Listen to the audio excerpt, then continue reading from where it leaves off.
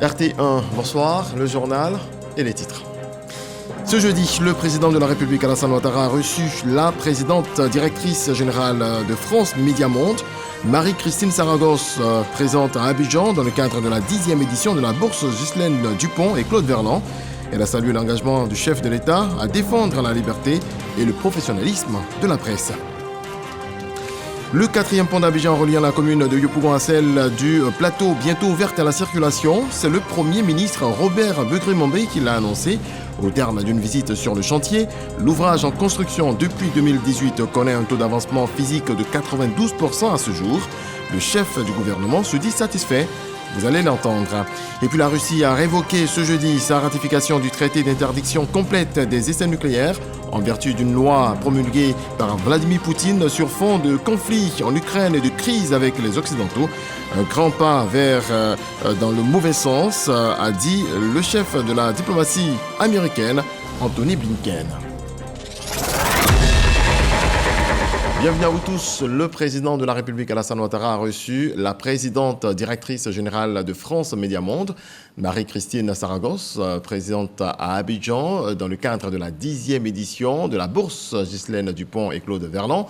Elle a salué l'engagement du chef de l'État ivoirien à défendre la liberté et le professionnalisme de la presse. Jérôme Kofi Abolin.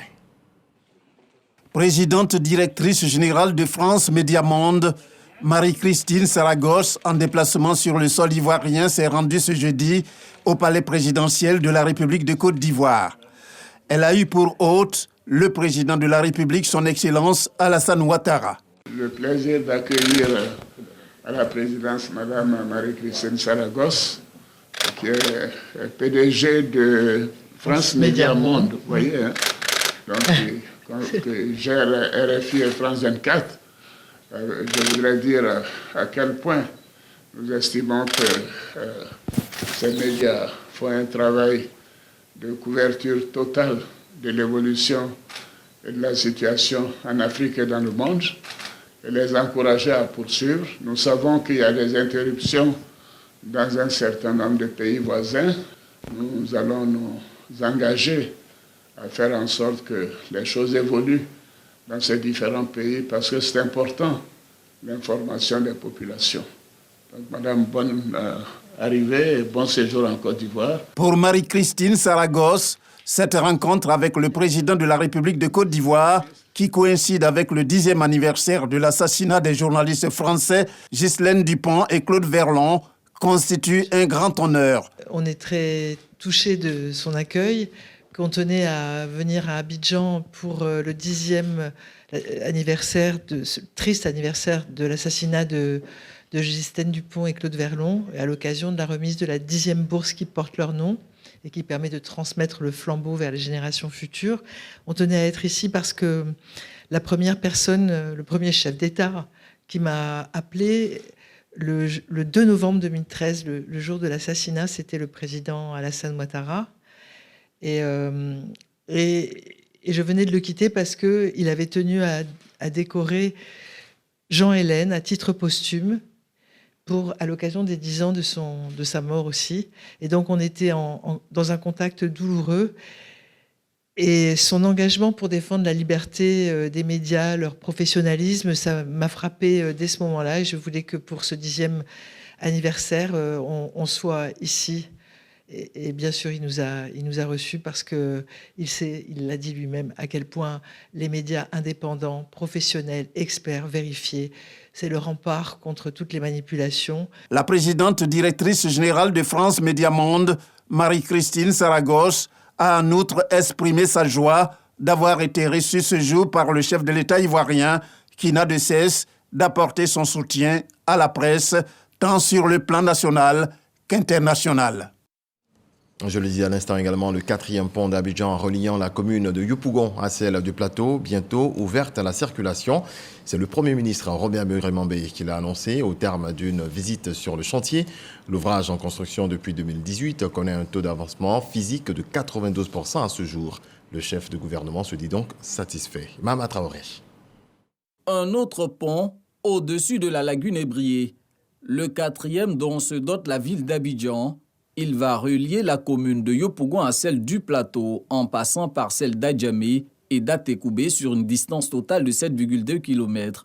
Ce jeudi, le Premier ministre Robert Begré-Mambé est venu s'enquérir de l'état du chantier à 92% de taux d'achèvement. Sa visite de terrain démarre sous le viaduc fièrement dressé au-dessus du carrefour Boribana à Atekoubé, viaduc qui permettra aux usagers d'emprunter le pont principal qui enjambe la lagune Brié et rallier la commune de Yopougon. Le chef du gouvernement constate que cette section est déjà praticable. Les élus locaux conviés à cette visite de chantier se réjouissent déjà de la métamorphose de leur cité grâce à cette infrastructure. Avec ce pont, je pense que les Ivoiriens vont se déplacer plus facilement. Le dernier dégagement des populations sur Dindin a été pris en compte dans un protocole d'accord et que ce protocole d'accord est en train d'être mis en œuvre afin que cela soit dédommagé. Poursuivant sa visite, le chef du gouvernement marque une escale au niveau de l'ouvrage de franchissement de la traversée d'Adjamé, encore en chantier, avant de poursuivre son périple à Yopougon-Toit-Rouge, où est sorti de terre un pont, autre composante du projet. À chaque escale, Robert Begré-Mambé questionne les acteurs en charge de la réalisation de l'édifice sur les aspects techniques, le ministre de l'Équipement et de l'Entretien routier en premier. Malgré le satisfecit, le Premier ministre souhaite voir les travaux vite s'achever afin de désengorger l'autoroute du Nord. En l'état actuel des choses, quand on veut rallier Yopougon à Adjamé, on a près de 112 000 véhicules jour. Donc c'est l'un des trafics les plus lourds à Abidjan. Donc le président de la République a décidé d'offrir cet ouvrage aux Ivoiriens pour que la moitié de ces 112 000 véhicules jour soient transférés sur ce pont. Le travail que nous avons constaté révèle que du premier pont, du carrefour du premier pont, jusqu'à Atekoubé, au niveau de Sebroko, cette zone pourrait être utilisable dans les jours qui viennent, sous réserve que l'entreprise respecte les indications que nous leur avons faites de terminer les embranchements, sorties et accès. La deuxième chose que nous avons demandé, c'est que la jonction du deuxième pont de Yopougon jusqu'au premier pont de Yopougon pour aller vers le plateau soit faite le plus rapidement possible. Nous avons fait remarquer à l'entreprise qu'elle dispose du matériel, du personnel, des matériaux et de toute la mécanique ingénieriale avec le BNET et le ministère de l'Équipement pour achever dans les meilleurs délais ce chantier. C'est une exigence que nous avons partagée avec eux et j'espère que l'entreprise a bien compris ce que nous leur avons dit. Ce qu'il faut dire, c'est de remercier le président de la République pour ce gros chantier qu'il a lancé sur Abidjan. Lancé en 2018, la construction du 4e pont s'inscrit dans le cadre du projet de transport urbain d'Abidjan. Il est cofinancé à hauteur de 154 milliards de francs CFA par l'État de Côte d'Ivoire, la Banque mondiale et la Banque africaine de développement. Des partenaires sont également engagés dans la réalisation de cet autre chantier, le métro d'Abidjan. Le ministre des Transports, Amadou Koné, a visité la ligne 1 du plateau à Anyama en passant par Abobo. Les travaux se déroulent normalement. Frédéric Oulaye, Didier Nguessan.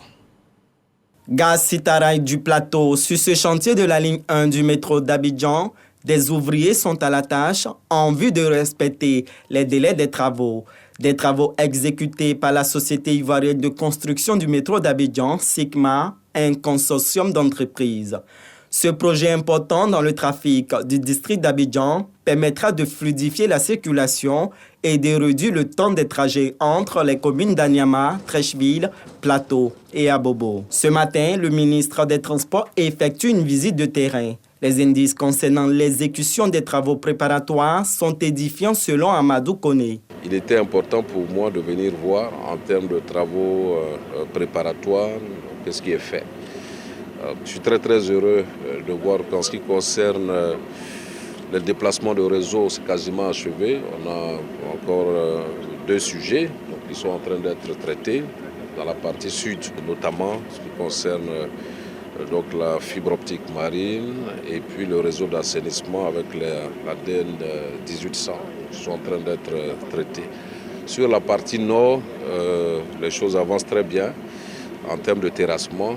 Alors, il y a un terrassement qui est fait pour déplacer la voie Sitaraï et puis terrassement qui est fait concomitamment là où c'est possible pour ce qui concerne donc le métro. Après quoi, le constructeur va commencer donc à réaliser donc les voies. Quant à l'indemnisation des populations impactées par le projet, le ministre rassure. Les paiements globalement sont exécutés à bonne date. Donc nous continuons de suivre de près. Donc les questions d'indemnisation, ce sont des contraintes que nous avons en termes d'impact environnemental et sociaux avec les financiers donc, de cette opération. Donc nous travaillons pour que donc, tout le monde soit mobilisé et qu'il n'y ait pas donc, de problème. Ce projet de construction de la ligne 1 du métro d'Abidjan mobilise en termes d'emploi 500 personnes. Lancé en novembre 2017 par le président de la République ivoirien et son homologue français, les travaux sont prévus pour s'achever dans le courant de 2026-2027, selon le ministre des Transports. En direction l'hémicycle, le garde des Sceaux, ministre de la Justice, était face aux députés pour présenter un projet de loi, celui relatif à la protection des emblèmes de la Croix-Rouge, du Croissant Rouge et du Cristal Rouge, des organismes internationaux qui œuvrent dans l'humanitaire. Le texte a été adopté ce mardi à l'unanimité, nous apprend Konaté Moussa. La Croix-Rouge, le Croissant Rouge, le Cristal Rouge, des organismes internationaux de services humanitaires. Reconnus mondialement pour leur assistance sur le terrain, ils sont protégés par le droit international. L'État de Côte d'Ivoire se dote aussi d'un texte de loi pour la protection de ces organisations humanitaires. Le ministre de la Justice est devant les députés pour présenter le projet de loi relatif à la protection des emblèmes de ces trois structures internationales. L'utilisation des emblèmes de la Croix-Rouge, du Croissant Rouge et du Cristal Rouge est régie par des conventions internationales qui en assurent la protection. Notre pays, la Côte d'Ivoire, a souscrit à l'ensemble de ces conventions internationales, ce qui fait qu'elle a l'obligation de transposer ces dispositions dans notre ordre juridique interne, afin donc d'assurer la protection de ces emblèmes. L'objet de ma présence dans l'hémicycle, c'est justement de soumettre aux honorables députés ce projet de loi visant donc à la protection des emblèmes de la Croix-Rouge, du Croissant Rouge et du Cristal Rouge, tant en temps de paix qu'en temps de conflit armé, pour éviter toute utilisation abusive ou malveillante. Le texte est adopté à l'unanimité des députés membres de la Commission Sécurité et Défense. Du côté de la Chambre haute du Parlement, on continue de s'organiser. Le groupe parlementaire RHDP majoritaire a un nouveau président. Bamoudien Traoré entend travailler pour mieux accompagner les actions du gouvernement au profit des populations. Kader Sogodogo. Fondation Félix Houphouët-Boigny pour la recherche de la paix, Yamoussoukro. Le groupe parlementaire RHDP au Sénat est en réunion pour se choisir un président. À l'issue des consultations, un nom fait l'unanimité. Bamoudien Traoré, sénateur élu dans la région du Tchologo. Le nouveau président se veut un homme de devoir. Cela suppose quand même de notre part que nous puissions comprendre l'origine effectivement de tous ces documents et que notre apport puisse être véritablement dans le cadre des perfections et d'amélioration du surplus qu'on pourrait apporter véritablement à la mise en œuvre des différents programmes qui nous parviennent. Nous inscrire dans un prolongement de l'action de l'État, de notre gouvernement, favoriser la mise en œuvre de façon totale de tout ce qui concerne effectivement les programmes et projets de développement. Sur 97 sénateurs qui composent pour l'instant cette deuxième législature, 90 sont issus des rangs du RHDP. Pour ce parti, c'est certainement le reflet du changement positif en cours en Côte d'Ivoire sous l'ère Ouattara. Remercier le chef de l'État pour sa vision assez éclairée qui a permis aux sénateurs, à ce parti, au RHDP, de triompher sur l'ensemble de ces élections. Il y a un résultat. J'aime dire souvent, nous prévalons tous de l'action du président de la République, le président Alassane Ouattara. Nous nous en prévalons tous et nous en tirons tous les bénéfices et c'est ce qui est à l'origine de cette razzia que nous avions pu mener lors de ces élections. Pour constituer un groupe parlementaire au Sénat, un parti politique doit avoir au moins 8 élus. En attendant la reprise du scrutin dans le Guémont, le PDCI-RDA, deuxième parti présent au niveau de la Chambre haute du Parlement, dispose de 6 sénateurs. Vous venez de la voir, la présidente du Sénat est un modèle pour la jeunesse féminine professionnelle du RHDP. Son parcours a été présenté pour galvaniser les jeunes femmes du parti et n'ont pas manqué de remercier le président de la République pour sa vision éclairée. Angela Diallo. La jeunesse féminine professionnelle du parti des oufouettistes, avec à sa tête la présidente Nassénéba Touré, rend un vibrant hommage au président de la République et président du RHDP, Alassane Ouattara. Une reconnaissance pour ses actions en faveur de l'égalité des sexes et la promotion du genre. Alassane Ouattara, c'est bien lui l'architecte de ce leadership. Il a établi le record de première fois. Première femme grande chancelière. Première femme présidente du Conseil constitutionnel.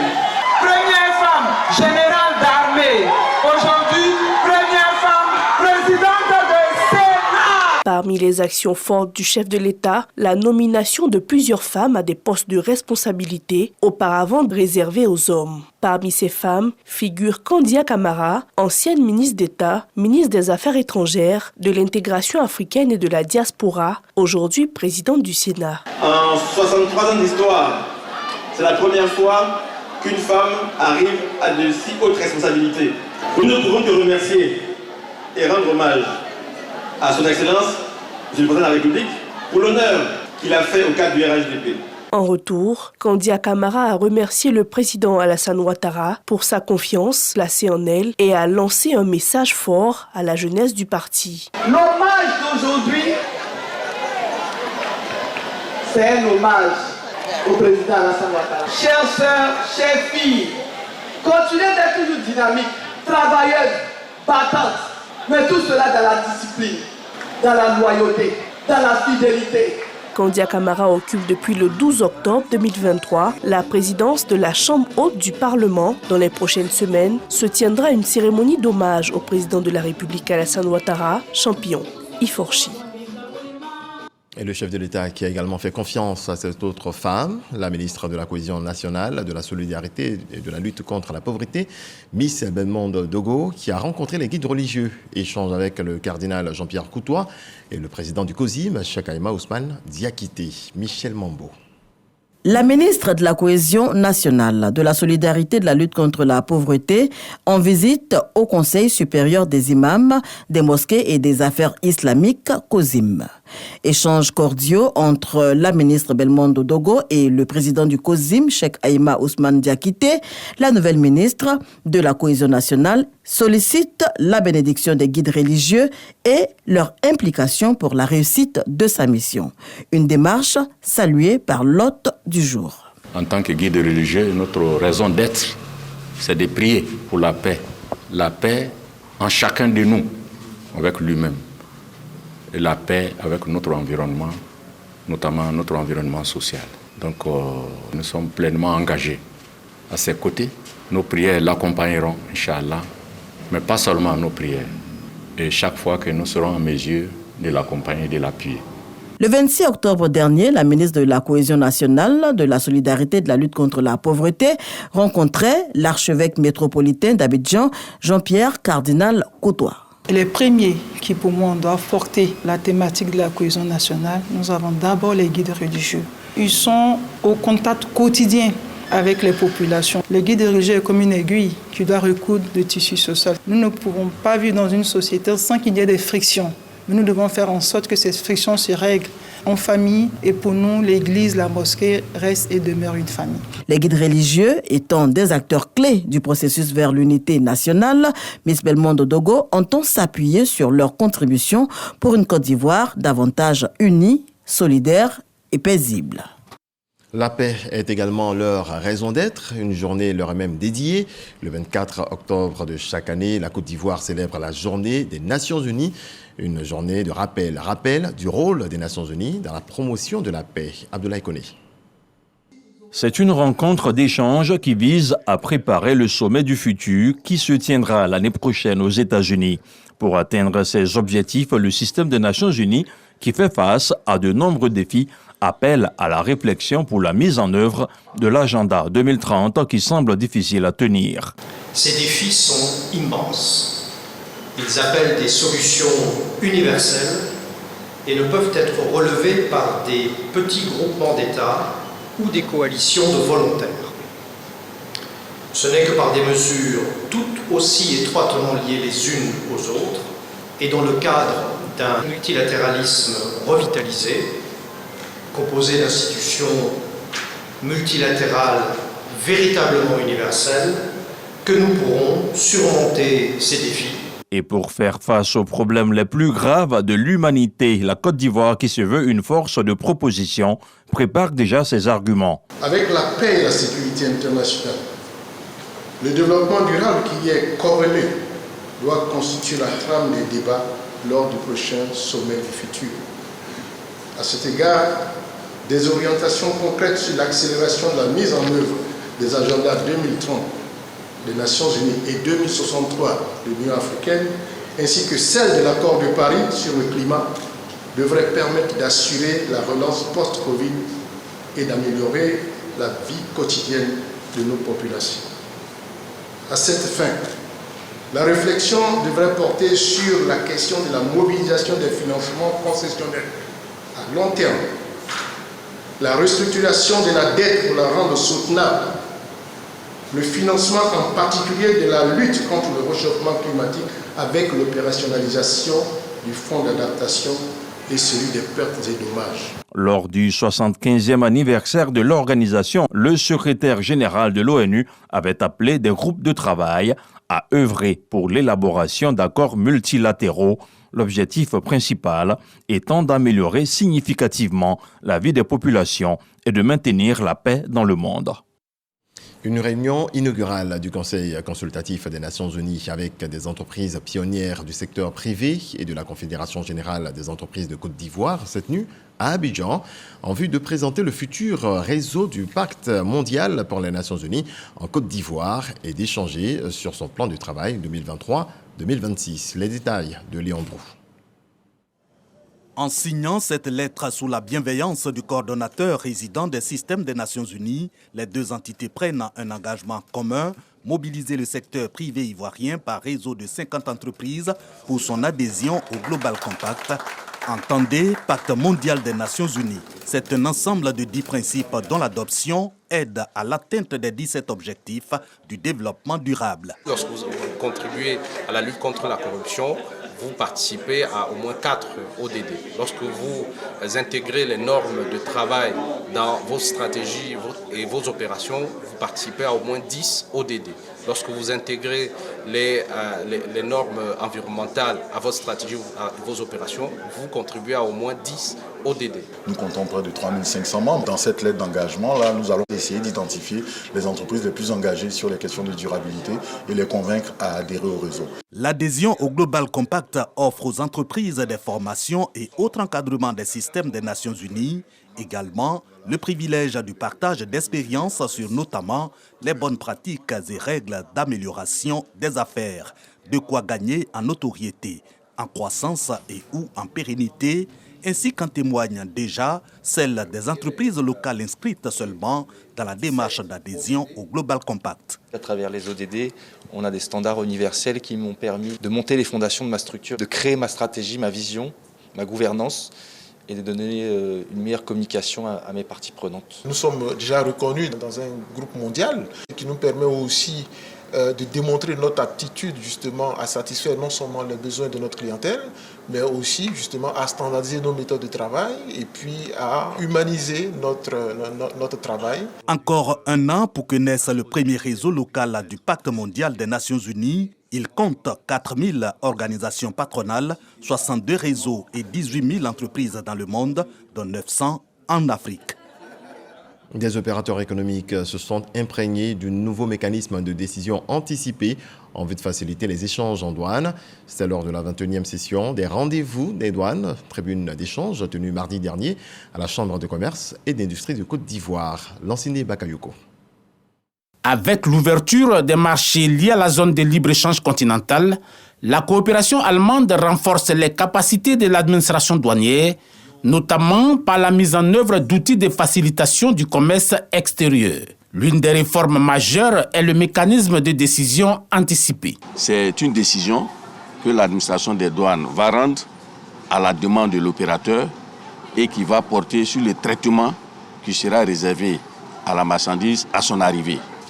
De sorte que l'opérateur qui est muni de cette décision anticipe sur les formalités de dédouanement à un gain de temps et cela participe à la célérité des opérations de dédouanement. Les procédures et les contours de ce mécanisme de décision anticipée expliqués aux opérateurs économiques et à l'ensemble de la chaîne logistique. On apprend entre autres que la demande anticipée en matière de classement tarifaire ou d'origine des marchandises doit être formulée selon les modalités prescrites par l'administration douanière et porter uniquement sur une seule marchandise. La bonne collaboration aussi avec la douane est un atout pour nous, pour pouvoir justement jouer notre rôle d'interpellation de l'État pour mettre tout au service du secteur privé.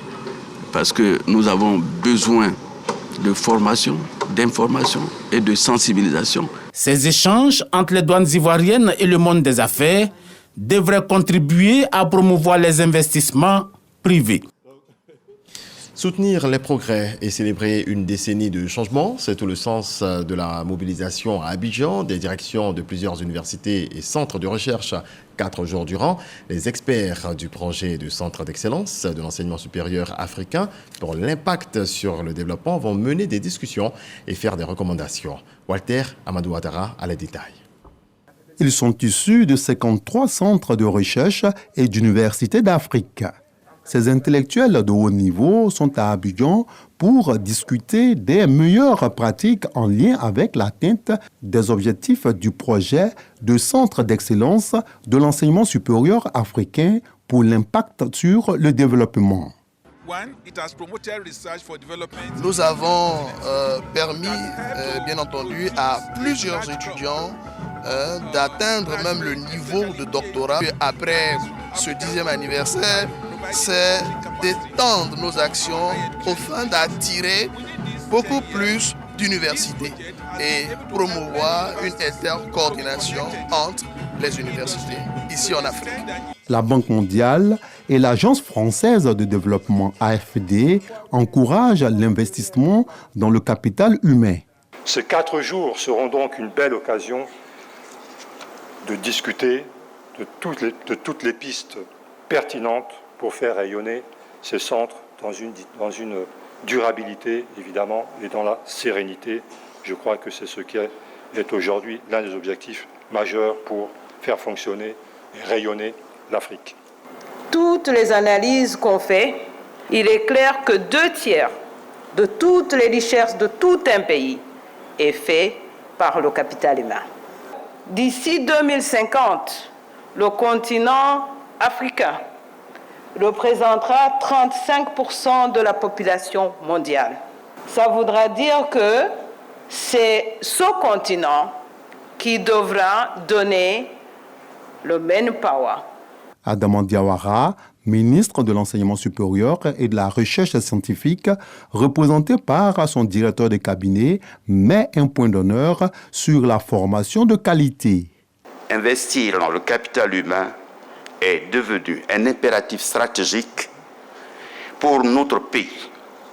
Voilà pourquoi l'ambition visée par les centres d'excellence est au cœur de la vision de l'enseignement supérieur et de la recherche scientifique. En 1963, la Corée du Sud avait un niveau de développement égal à celui de la majorité des pays africains. Son évolution actuelle et son parcours fouettent ainsi l'orgueil des universitaires du continent qui veulent s'en inspirer. Le ministre de la Santé a visité des chantiers du nord et du centre du pays. À Bouaké, Pierre Demba s'est rendu sur le chantier du nouveau CHR. Tout est mis en œuvre pour offrir un service de qualité aux populations. Du matériel de pointe est même déployé. C'est ce que nous apprennent Jean-Yves Zadi et Kader Sogodogo. Le ministre de la Santé, de l'Hygiène publique et de la couverture maladie universelle, Pierre Demba, visite le chantier du nouveau CHR de Bouaké. Une visite en compagnie de 2 autres membres du gouvernement. Amadou Koné, maire de la commune de Bouaké, et Mamadou Touré en mission dans la ville. L'ensemble des services dont dispose cet établissement est visité. Une réalisation au goût des membres du gouvernement présents. C'est l'année de la jeunesse et donc cette infrastructure qui va ouvrir dans quelques jours apportera un plus au niveau de la compétence des jeunes, de l'insertion professionnelle des jeunes. Je suis très heureux vraiment qu'on ait ce genre d'infrastructures qui permettront aussi de faire en sorte que nos compatriotes soient pris en charge très rapidement et dans de très bonnes conditions. Pour le ministre de la Santé, de l'Hygiène publique et de la couverture maladie universelle, le nouveau CHR de la ville de Bouaké vient réduire les distances parcourues par la population et va permettre la prise en charge d'éventuels cas pendant la Coupe d'Afrique des Nations de football. Notre objectif, c'est de renforcer notre système de santé partout en Côte d'Ivoire en créant des pôles où de façon logistique, on peut prendre en charge les malades dans des régions comme Bouaké. Tous ceux qui sont autour n'ont pas besoin d'aller à Abidjan pour bénéficier donc de tous les soins, y compris les analyses les plus pointues. Vous avez vu qu'on a eu en imagerie une IRM, le scanner, tout ce qu'il faut pour soigner. Mais nous sommes en partenariat avec certains pays amis pour que pendant la CAN, on renforce également les spécialistes. Donc je pense qu'on est fin prêt au niveau de la santé. Bâti sur une superficie de 10 hectares, le nouveau CHR de Bouaké bénéficie d'un plateau technique moderne avec en son sein le plus grand IRM d'Afrique de l'Ouest. Le coût de cet hôpital est estimé à 40 milliards de francs CFA. À ce jour, les travaux du chantier sont achevés à 97%. L'installation des équipements a commencé.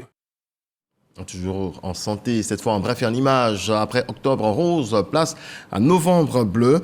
Il s'agit du mois de mobilisation contre les cancers masculins. En effet, tout comme Octobre rose, Novembre est un mois destiné à la sensibilisation des maladies graves qui touchent les hommes, notamment le cancer de la prostate ou des testicules. Cette campagne de prévention est l'occasion de mettre l'accent sur ces cancers encore trop tabous et de sensibiliser le public à l'importance du dépistage. Selon une agence spécialisée de l'Organisation mondiale de la santé pour la recherche sur le cancer de la prostate a représenté 7,3% de nouveaux cas rapportés dans la population mondiale en 2020, soit un cancer diagnostiqué chez un homme sur 8. On retrouve ces mêmes chiffres pour le cancer du sein chez la femme. Le dépistage précoce est donc, là encore, très important. Dans le reste de l'actualité, la Russie a évoqué ce jeudi sa ratification du traité d'interdiction complète des essais nucléaires en vertu d'une loi promulguée par Vladimir Poutine sur fond de conflit en Ukraine et de crise avec les Occidentaux. C'est un grand pas dans la mauvaise direction, a réagi le chef de la diplomatie américaine, Anthony Blinken, dont le pays n'a quant à lui jamais ratifié ce document, exhortant Moscou à ne pas reprendre de tels essais. Ouvert à la signature en 1996 et ratifié par la Russie en 2000. Ce traité n'est cependant jamais entré en vigueur car il n'a été jusqu'à présent ratifié que par un trop faible nombre d'États parmi les 44 pays qui détenaient les installations nucléaires au moment de sa rédaction. Merci à vous tous de votre attention. Très belle soirée. Dieu nous garde. Bonsoir.